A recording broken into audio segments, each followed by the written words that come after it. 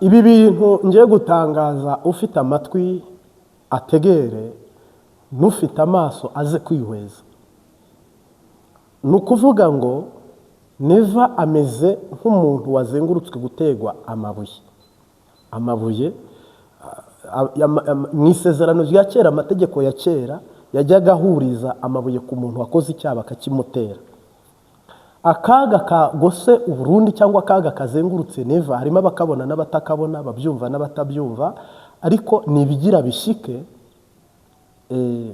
Iyi ndwi tugiye gutangura cyangwa se iyi weekend turimo, no kuvuga harimo ikintu kidasanzwe twese dutegerezanyije amatsiko. Uti ni iki rero? Uti hagiye kuba iki? Imana idutabare. Ni ukuvuga ngo nimubona Imana yakoresheje u Rwanda rukangana n'u Burundi paka bibisi, akaya mvugo za kera, ukabona Tanzania ntirengera u Burundi, ukabona Kenya ntirengera u Burundi, ukabona Uganda ntibuvuga u Burundi neza, Kongo ukabona ntijya yemera ko Burundi buri kuyifasha, ibifata nk'ibintu biraho koko nayo ibyayo byayinaniye. Ukabona mu gihugu mo imbere nta mwene gihugu n'umwe mu mutima wiwe ushyigikiye intwaro ya CNDD-FDD, ahubwo ni ukubura uko bagira. Ukabona abanyepolitike bose ntibumvira Neva, igisoda nticyumvire Neva, igipolisi nticyumvire Neva. Hano hari umuteguro uri gutegurwa, hari ikintu kiri kuremwa, hari ikintu kiri kubakwa kivuga ngo ubwibuye rigwiriye Neva rikamugwa hejuru, ninde warimukura hejuru? Ariro turuva nta muntu n'umwe wo kumutabara afite, kuko amabara akoze muri Noro Kivu na Side Kivu, impunzi z'abanyamurenge n'abakongomani ziri i Burundi ntabwo zihari ko zikunze Neva, ahubwo nta mahitamo bafite. Impunzi zirarengana. Ariko kuri iyi message bigiye kuba, reka tubanze dusenge nitubona marayika atuyobore. Ndagushimiye Data wa twese uri mu ijuru, tuvugira iburyo, turirimbira iburyo, duhanurira iburyo, dusengera iburyo, utubere Arufa Omega, uduhe gutangura no gusubika impore, uteze ugutwi abo muraganwa na Kristo, kandi dusangire ijuru n'igihugu mu bumwe bw'aberanda. Icyubahiro ni cyawe iteka ryose, amen. Urahawe ikaze, utarakanda subscribe yikande, wowe utarakora saboni, ni umwanya mwiza, ni akaryo keza, kandi like yawe ni ingenzi, ni nk'inota n'igitekerezo kiza muri comment kitangiza, kuko nanjye bimvuga nirinda gukomeretsa no kwangiza, kuko iby'Imana ntibibamo guhangana. Rero iminsi itageze ku icumi, hari n'ibigomba gushyika no kwibonekeza no gusohora, ariko abafite amaso y'impwemu barabyumva cyane, n'abafite amatwi y'impwemu barabyumva, abafite amaso y'impwemu bo barabireba cyane. Ni ukuvuga rero Neva yayoboye igihugu muri systeme, ariko ntiyamenya ko hari igihe uyobora nabi ntubimenya, n'igihe uyobora neza ntubimenye, cyangwa se ukabimenya ngo wambaye ikirezi ntamenya ko kera. Sebarundi y'Imana imutahuza ko igihugu agitwaye nabi, nta n'urubanza bafite aba yarayamanitse karagatanga imihoho. Muri CNDD-FDD hari benshi, hari kuboneka umusubirira nawe akagerageza, yenda bikanga, ariko bagerageje ntabwo. Ariko koko Imana yamuretse agakora ibi byose, ni umutego atezwe, ni impamvu. Umuntu nakure ko gakora ibibi, aba gushakaho impamvu yuko ntacyo zireguza. Ni ukuvuga niba Yesu andeka nkakora ibyaha, egari kubwo nta nijoro ampaye. Niba Neva nawe ayobora igihugu kigasonza ntabimenye, igitoro kikabura ntabimenye, amahera mvamakungu bikabura ntabimenye, abarundi abana b'igihugu bakagwa mu mahanga ntabatabare ntabakize, ntabwo ari we, ahubwo ni icyanditswe cyagombaga gusohora. Mwebwe ntabwo mubizi, ariko ni umutego yatezwe, kandi uwo mutego ntabwo ari uzashibuka mu kwa karindwi, si n'umutego uzashibuka mu k'umunani, ubwo ni umutego washibutse mu kwa kane, ni umutego uri bushibuke mu kwa gatanu no kwa gatandatu. Uwo mushibuka ushibukana abo nyine bawutezwe. Noneho rero harimo ababyumva n'abatabyumva. uyu munsi rero mu gihugu cyiza cy'u Burundi harimo abantu bagiye gupfa ariko b'inzirakarengane. Harimo n'abantu bagiye gupfa ntiyanariye neza, ntiyananyoye neza, ntiyanambaye neza, azize ubusa n'ibyo bya politike, ntabyabamo, ntabyazi, azize ubusa. Ariko koko ibyanditswe bigomba gusohora. Bibiliya ikavuga ngo ninjye wimika nkanimura. Ni ukuvuga amaboko yose niyo mbare yarambura, n'andi maboko undi umuntu wari wese ukomeye na Amerika n'Ubushinwa n'ibindi bihugu bihambaye bishobora gutanga inkunga yo kweguza neva. Iyo nkunga atari Yesu Kristo yijemo ntigikunda. Ariko Yesu koko we ari isezerano rye risohoye. Untahure ntabwo n'iyi bike cyangwa se n'undi muntu w'umworo usanzwe. Dawidi yegujwe nande se? Muka Uriya umugore wa Uriya. Nta wundi muntu weguje Dawidi ni Uriya. Samusoni yeguzwa na Delila. Farawo yeguzwa n'Abayahudi. Ninde rero ugiye kweguza Evariste Ndayishimiye? N'Uwiteka. Hama araca muri inde, aratungukana he, arazana na he, birakogwa ryari, bitegerewe ryari. Harimo abantu bahita bavuga ngo njyewe ngo ibintu igihe cyose nabyumviye ngo s'il vous plaît, ngo Moshe, ngo Monami. Ibi bintu ni iby'abarambije, abarambiwe batashye wa murokore. Ariko nimvuga uko nanone nta yindi mvuga ifefetse irimo, ahubwo mvuze ko kwari ukugira ngo bitazitirirwa naka na naka, ngo nimwe mwirukanye ngo Nkuru Nziza, ngo mushyiraho naka, ngo nimwe mwakoze ibi. Ibi bihugu byose mubona bifite ubushobozi. Tanzania ifite ubushobozi bwo kurwanira Burundi bugakomera. Tanzania ifite ubushobozi bwo gufasha Burundi bugatera imbere. U Rwanda rufite ubushobozi bwo gufasha Burundi bugatera imbere. Ubugande nuko. Mugabo Burundi bumeze nk'ipfubyi. Tureke guhendana. Umurundi wese ari gusama gwiwe, ari gusama gwiwe. Uri muri Tanzania asama gwiwe, uri mu Rwanda ari gusama gwiwe. Mwabonye nuwo nakiriye ngaha, uri Zambia, uri Malawi. Donc wowe niba gufata uratanga igiturire wigure, niba gufunga uziburana, Imana igufungure cyangwa ugweyo. Koko igihugu kimaze kujya mu murongo w'ubupfubyi, cyangwa se uko kidafite perezida. Ni umukomediye, ni umushyushyarugamba, ni umuntu uraho nyine bifitiye karagiteri, ahubwo abarundi batahoranye. Kuko hari nk'ibintu neva tangazo ukavuga ngo none ni perezida cyangwa siwe. We kuba tunzi ubwo namwe muratunzi, we kuba guwe neza ubwo namwe muguwe neza. Wibyiwe niba biri mu rutondo ubwo asha. None arakubwira ati umushahara abaperezida bahembwa cyangwa wabaje ntiwamaza. Niba perezida umushahara ahembwa utamuhaza, ubwo umuganga, umwarimu, umurimyi nibara nakamaramaza. Utabumbwa n'umushahara wa perezida. Perezida w'u Burundi arengeje miliyoni 3 z'amarundi. Udashyizeho misiyo, aya misiyo umenye ko perezida ahabwa byose. Igitoro cyagusa, ubuvuzi bwagusa, indya zagusa, umutekano wagusa. Namara kubarire ko ntabwo bishoboka, sinabyo, ntibinakunda, nta naho bihurira ko perezida ubwiwe ngo umushahara ntiwamuhaza, ntunamuhagije. Ibyo bintu rero nubyitegereza, nunabireba, nunabyihweza, nuko Imana niyo yafunze ni nayo ifungura. Kuko iyo ikinguye ntawe ukinga, kandi iyo ifunze ntawe ufungura, n'iyo ifunguye ntawe ufunga. ni nacyo kigiye gushyika rero ku gihugu cyiza cy'u Burundi. Imana igiye kubakingurira ibi byose ndi kukubwira. Ibi bihugu byose bihumya. Ni ukuvuga ngo Imana ntishobora gutanga izi ngwano itagaragaza impamvu isi yose isoma. Uhoraho kugira ngo umaramara ukogwe n'isoni hatazagira ikireguzo, byose abishyira imbere yawe, ubwenge buza ubujiji buhise.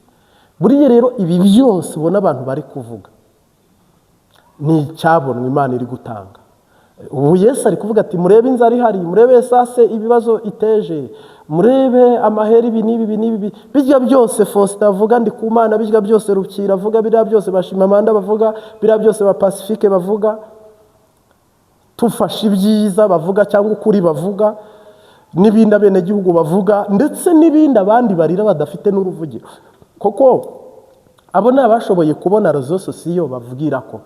Ariko hano hari abarundi bagowe batabona nuko bavuga ibindi kuvuga, cyangwa se ibyo bariya bari kuvuga. Bose ubahaye akajyo ko kuvuga bagumuka, igihugu cyose bagitabagura. Rero Bibiliya ivuga ngo iyo nkukerereje ndagutegera, kandi akataramagara bajya hehe? Bajya ku isoko. Hano nivagiye gutakaza ubutegetsi, ariko uburyo abantu bose baza gutera umugongo. Nivagiye kuva ku butegetsi, ariko uburyo abantu bose bazahita bangwa ngo si twe twabona dukize uyu muperezida. Nivagiye kuva ku ngoma kugeza ubwo uretse ko umunyamafaranga ngo ntawe umwanga, ariko vrema urwango n'ibyago n'inabi n'uburaka n'umujinya n'inzigo by'Uhoraho biragutegereje cyane rwose, imbere biragutegereje. Rero abarundi b'umutima, abarundi b'icabwenge, iyo ibintu nk'ibi biri gushika, wirinda kurenganya abandi, wirinda kwiba abandi, wirinda guhohotera abantu, ahubwo ukora icyiza. Kuko iyo ikibi kibaye kibi 100%, Imana ifata ingingo. Iyo icyiza kibaye 100%, Uwiteka afata ingingo. Ariko iyo ari ibintu biraho bisanzwe, ntugapfe ntugakire, ibyo nta no kometi, nta ngingo yindi bihari. Ikintu cyihutirwa ku Mana, ikintu cyihutirwa ku bantu, ni ukumenya uri ku ruhe ruhande. Uri ku ruhande rw'Imana cyangwa uri ku ruhande rw'abantu. Noneho harimo abantu rero bareba ngo CNDD-FDD iri kuri defile, bakaca bavuga ngo uyu mugambwe urateye imbere, uyu mugambwe nta wuhiga, ngo umugambwe ngo ni imyaka 500. Uburo bwishi ntibukora umusururu. Kandi ubwishi bwanyu bumariye iki igihugu? Se bumariye iki Afrika? Kongo yose buyimariye iki? Ni ukuvuga rero hariho urwanko ruri mu gihugu mo imbere, ruboneka rugaragara ko indongozi zitari kugwanira, zitari gukunda abenegihugu uko byakabaye bikorwa. Hariho urwango nyambukiranya mipaka y'igihugu, ku buryo ibindi bihugu nanone mutabanye neza, ku buryo nabyo byakwigura. Niba ibindi bihugu biri mu iterambere, naratangaye aho abarundi defili iheruka, abaparakomanda bagwa inyuma y'ikigo, abajenerali bikabatwenza bagaseka bagahimbarwa ko baguye inyuma. Aho wababaye, aho warijijwe n'ibyo, wowe uratwenga. Rega ibyo ni kimaramara, ahubwo niyo video ntikwiye gusohoka. Ariko nubayoboye ahubwo akwiye guhagarikwa cyakirukanwa. Niba mutsindwa muri Nord Kivu na Sud Kivu no mu Bukavu na hehe hose bakabirukana nk'imihimbire, hega icyo ni kimaramare. Pirima aracyayoboye ingabo gute? Gaspari baratuza aracyari umuvugizi gute? Niba generali koko neva ari generali. Ubundi ubwo rugamba niba muri urwanuko ugatsindwa AZ uruheno, ubwo abantu bayoboye ingabo bakaba bakiziyoboye, urundi rugamba rwo muzarutsinda. Erega mwarinjiriwe ntimwabimenya, muranategwa ntimwabimenya. Niyo mpamvu ishyano n'ibara bibagwiriye. Umukama tabara, umungera tabara. Jesus. Rero ibyo cyangwa ibi mwebwe muba murimo ni imikinato ariko idakenewe itanakwe. Haleluya. Yesaya yaranditse muri 61 aravuga ngo koko ngo Uwiteka yasize amavuta mbwiriza abagwaneza ubutumwa bwiza, ngo no kuvura abafite imvune mu mitima yabo, no kumenyesha abantu umwaka w'imbabazi ze, ngo no guhoza abarira, ngo no gukingurira abari mu nzu y'imbohe. Mwakire neza ijambo ry'Imana. Vuga uti turishimiye data. No kuvuga ngo ikintu tugiye kuyaga hano turagaruka gukomereka k'umutima na decision y'umuntu afata iyo yamaze gukomereka umutima, cyangwa umwanzuro umuntu afata iyo yakomeretse umutima. Sawa. Noneho rero iyo bavuze ngo umuntu yakomeretse umutima, cyangwa se uwo muntu muri we umutima wiwe warangiritse, kenshi na kenshi umuntu yakomeretse cyane mu mutima cyangwa akangirika cyane mu mutima, we ahita afata imyanzuro, hakagira ibyumba kinga, ndetse yarangiza gufunga ifunguza akazita cyangwa akazijugunya ku mpamvu ze bwite nyine. Iyo yamaze gukinga, iyo yamaze kugara uwo mutima wiwe, nta muntu ushobora gupfa kuwugurura, kuko bene hari igihe umuzanira ibyiza byinshi ngo akunda twenga cyangwa se aseke, akaba yarashishwe, yarababaye, yaranutse, nta kintu yagutangariza. Umuntu numuha ibyiza gusa ukabona ntagize mosiyo zo kunezerwa, haba hari ibyumba muri we bifunze kandi nifunguza akaba yarazitaye kure. Niyo mpamvu abantu bahita bicamo amagurupe n'amakipe, umwe akakubwira ati jewe iby'abasore nabivuyemo n'abagome, undi ati jewe ibyo gushaka abakobwa nabivuyemo n'abagome, undi ati jewe iby'abapapa nabivuyemo n'abagisera. Donc buri kiciro ugasanga hari ukivuma kubera ko hari abamukomerekeje bo muri icyo kiciro. Imana idutabare. Hano rero Yesaya Imana imuha umuti mu kiganza, imuha umuti mu kanwa, imuha umuti w'ijambo, imuha n'ubushobozi ngo koko Uwiteka yasize amavuta yo kuvura no gukiza abafite imvune mu mitima yabo, no kubamenyesha umwaka w'imbabazi z'Uwiteka, no guhoza abarira, ndetse agakingurira abari mu nzu z'imbohe. Iki kintu impamvu abantu cyabananiye, Uwiteka akaba ari ugishyiraho akora urufunguzo rwacyo rukaba rufitwe n'Imana. Nuko umuntu akubwira ati narahemukiwe, nta muntu nkizera, ubwo agakinga ibyo wamubwira byose, ibyo wamwereka byose agakinga, nta muntu ushobora kwinjira. Yesu niwe winjira mu mutima wangiritse kuri urwo rwego. Imana idutabare. Iyo umuntu yamaze guhemukirwa ku rwego rurenze ubushobozi, hari abo bita abakasa, hari abo bita abaganga nyine bashinzwe gufasha abantu gukira ibikomere ku buryo abaho. Harimo n'abafata imyanzuro kwiyahura, harimo abafata imyanzuro yo kunywa urumogi, bafata imyanzuro kunywa inzoga kanywa nyinshi, bafata imyanzuro yo guhemuka kugira ngo ajye muri gereza. Hari n'abo gereza zirekura bakanka gutaha, kuko nabo bavuga bati turataha hehe ko turi babi. Ibyo bintu byose nubyitegereza, hano hari abantu bafite imitima rero irura. Ariko umubirizi urimo n'urwanko rurimo n'ikibi kirimo byakozwe n'abantu bagenzi biwe, bituma yanka abantu. Buriya Yosefu azutse ariko yapfuye yarababariye bene se, niwumva umuntu akubwira ati sinababarira, uzarebe kubera iki Yosefu yababariye. Baramugambaniye bamuta no mu cyobo, araza arababarira. Stefana bamwicishije amabuye, araza arababarira. Abakristo twebwe dutegetswe kubabarira. Dawidi yababariye Sawuli kandi wamuhize imyaka n'imyaka ngo amwica murimbura. Bivuze ko umukristo mwiza mpamya ko nta kondisiyo yashyiriraho Imana ngo hano ntiwemere kuharenga ngo nubwo uri Imana, ngo ariko ibi ngibi bitasiyo. ngo nubwo uri Yesu ngo ariko ibi ngibi ngo donki ngo vrema ngo kamemu ngo nawe urabizi nyine. Oya, Imana mushobora byose, muremyi wa byose, Uwiteka Nyiringabo, Imana ya Aburahamu na Isake na Yakobo, umuvuzi w'umutima n'umubiri. Hano ndi kubwira abantu bakomeretse tuba turi kuyaga. Hano ndi kubwira abantu, ndi kubwira ubutumwa bwiza baba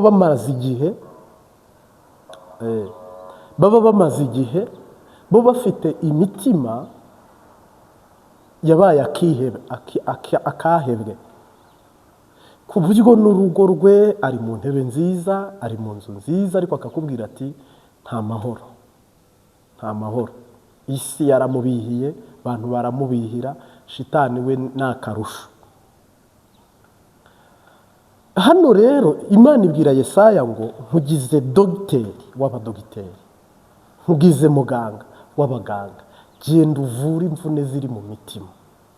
Ibi byumba bidakinguka kubw'ijambo ry'Imana birakinguka, kubw'indirimbo z'Imana birakinguka, kubera ko ubugingo bwawe buri kwangirika n'umubiri uri kwangirika, kandi decision wafashe n'imyanzuro wafashe n'amahitamo ufite byose bibangamiye amagara yawe, byose bibangamiye ubugingo bwawe, byose bibangamiye ubuzima bwawe no kwishyira ukizana no kwisanzura kw'imibereho ufite.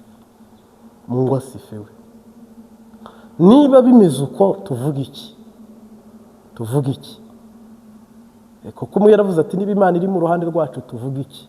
Harimo abantu batakomeretse turi kumwe hano ntibashobora gutahura ibyo ndi kuvuga. Harimo abantu batazi ibisebe byo mu mutima, batazi amashira yo mu mutima, batazi imvune zo mu mutima. Harimo abantu nyine batabikurura ngo bumve umubabaro n'umuruho uri mu mutima wababaye cyangwa wavunitse. Kenshi na kenshi abo bantu usanga niyo ubabaye we ntacyo bimubwiye, niyo ugowe we ntacyo bimubwiye, usanga nyine abifata nk'ibiraho. Ariko nubona umuntu atinyutse gusimbuka etaje, aba afite ikintu yatangiye ahisha, akinga abantu, afata umwanzuro wo gusimbuka ariyahura. Nubona umuntu aguye mu modoka undi akagwa mu ruzi akiyahura, umutima wiwe uba warajemo umubabaro, uburibwe, ubusharire busumba ubwa ya myumbati cyangwa ubwa za ntoryi ntoya zimeze nk'amashazi ntagarasoyo. Data tabare. Ese nawe ufite imvune uyimaranye imyaka ingahe? Ese uwakuvunye koko urabyemeye akuvune yongera kuvune? Ese ibyakuvunye koko wongera uvunike? Burya umutima mu busanzwe ni inyama gusa. Ukanze umutima w'umuntu ni inyama cyakora irimo imitsi cyangwa udutsi tuyobora amaraso, nabwo atari imitsi minini, ntabwo ari imitsi nibura imeze nk'uyu cyangwa nk'uyu. Oya, ni imitsi mito cyane ijejwe amazi n'amaraso mu mutima cyangwa mu bihaha cyangwa se mu mwijima. Aho ni ahantu hataba igufa, ariko umutima uravunika neza, igufa rigaturika, abantu bakarituritsa bakaribabaza. Tayari Imana idutabare. Rero aravuga ngo aje gukingura. Umuntu aba amaze igihe muri iyo nzu y'imbohe, yaraziritswe, yaraboshywe, yarabaswe, yarakingiranwe n'icyaha cyo kubura yava niyajya, ariko Yesu ni inyishu, ni igisubizo. Imyanzuro yose ugasanga umuntu yafashe n'ubundi nta cyiza kirimo, ni ukwiyahura, ni ukwibamba, ni ukwimanika. Ariko Yesu ni umwami w'abami. Jina la Bwana libarikiwe. Bivuze ko biragaragara ko hari ikibonekeza n'igihari. Nuko Imana ya Aburahamu na Isake na Yakobo ntikiranirwa ngo yibagirwe imirimo. Yashyizeho gusohoka muri iyi gereza, ishyiraho kuvura uyu mutima, ishyiraho kurura abababaye, kandi iravuga ngo no kubamenyesha umwaka w'imbabazi.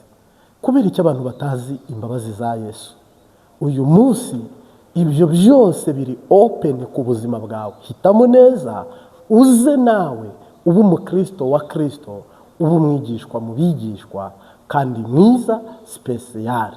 Haleluya. Niyo mpamvu rero hano ijambo ry'Imana dusomye ritwaburija kandi ridutegeka kuvura. Reka dusangire indirimbo y'105 duhite dusenga, kubera ko turi abakristo ariko dusengere imitima irushe, ibabaye, igowe. Yego. Nari mboshywe rwose mu mwijima mwinshi, sinari nzi Yesu wavuye mu ijuru, yambohoye ingoyi zose narifite. Haleluya, sigaye ndirimba Yesu, nigitangaza pe, nigitangaza pe, rwose nigitangaza ko Yesu yankijije. Umwuka we wera niwe ujya unyobora, uzangezi wanjye mu ijuru amahoro. Iyo ngeragejwe n'umwanzi Satani, wa niyo ntambara nambaye ukwizera. Ijambo ry'Imana niryo nkota yanjye, kandi rizangeza mu ijuru amahoro. Nigitangaza pe, nigitangaza pe, rwose nigitangaza ko Yesu yankijije. Umwuka we wera niwe ujya unyobora, uzangezi wanjye mu ijuru amahoro. Iyo ngeragejwe n'umwanzi Satani, wa niyo ntambara nambaye ukwizera. Ijambo ry'Imana niryo nkota yanjye, kandi rizangeza mu ijuru amahoro. Nigitangaza pe, nigitangaza pe, rwose nigitangaza ko Yesu yankijije. Umwuka we wera niwe ujya unyobora, uzangezi wanjye mu ijuru amahoro. Nyura mu misozi, nyura mu mataba, aho hose niko harushya umutima. Jya saba Uwiteka kugira ngo afashe, Uwiteka nawe ntatinda kunyumva. Nigitangaza pe, nigitangaza pe, rwose nigitangaza ko Yesu yankijije. Umwuka we wera niwe ujya unyobora, uzangezi wanjye mu ijuru amahoro. Mu gihe nanirwa mu rugendo rwanjye, ndebesha ukwizera kw'ibiri mu ijuru. Tuzatuma uruho ndetse tuzahazwa, Yesu Umukiza niwe waturaritse. Nigitangaza pe, nigitangaza pe, rwose nigitangaza ko Yesu yankijije. Umwuka we wera niwe ujya unyobora, uzangezi wanjye mu ijuru amahoro. Ndagushimiye Mwami Yesu. Hari abantu hano bafite indwara n'imvune mu mitima, hari abantu bugaranwe bakingiranwa, hari abantu batazi umwaka w'imbabazi. Ariko imitima ive muri gereza, kandi imitima yashenjaguritse, yamenaguritse uyivure. Utubere muganga, utubere umurengezi n'umurokozi n'umukiza w'ubugingo bwacu. Ishimwe ni ryawe Yesu. Iyo utabaye utabarukana intsinzi, iyo uvuze biraba, wategeka bigakomera. Ibintu ugomba n'ibyo ushima n'ibyo ushaka bibeho none n'iteka ryose. Amina. Ndagushimiye ku Mbabazi TV gatatu, wakoze gutegera ubutumwa bwiza.